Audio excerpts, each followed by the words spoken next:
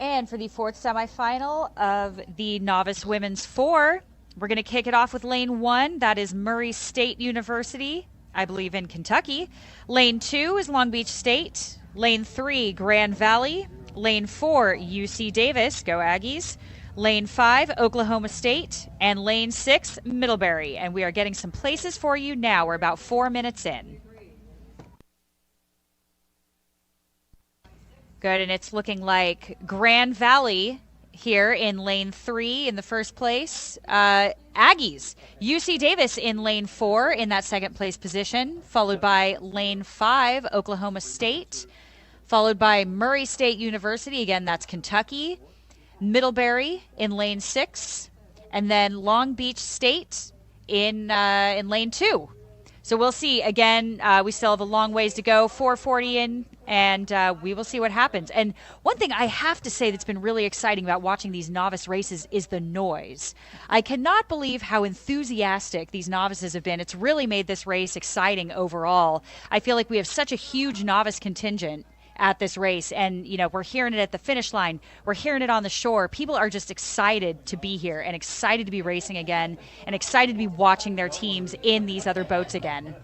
Yeah, and I think you're right, Whitney. I think one of the things that's so cool about ACRA this year is that, again, this is the biggest collegiate regatta in the country. It outpaced Dad Vales this year. I mean, so that just shows you how hungry these athletes are for teamwork, for this spirit that rowing, as you know, as a rower, as an athlete, that's what gives you a place in your world when everything else is a little bit funky. You've got rowing to go back to. You've got hard work to look forward to, and you have a national championship that you can contend with. I mean, it's been so much fun to talk to these athletes and see how excited they are to come out here. And I think you're right. Like the noise level it's been hilarious to listen to the coxswains. I mean, there's a lot of action. When you got 6 boats on the course, you want to make sure that your athletes can hear you. But it's the excitement, it's the fury of novice rowing that really is so much fun to watch. And right now what we're seeing is, no surprise, Grand Valley out there in front. They have done a really nice job from the very start leading this race.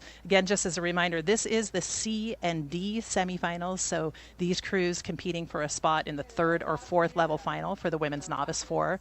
One of the most popular events here at the ACRAs. I think we had a total of 25 entries in this event. So, I mean, that tells you exactly where we're at with novice rowing. We've got a lot of new kids out there, and it's so great to see. So Davis continuing in 2nd.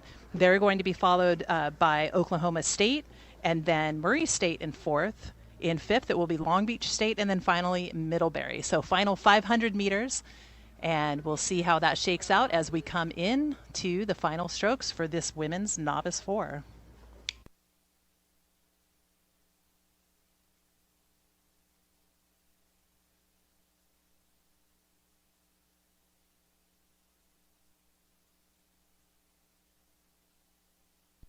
And I just have to comment that Middlebury, absolutely best oars on the water.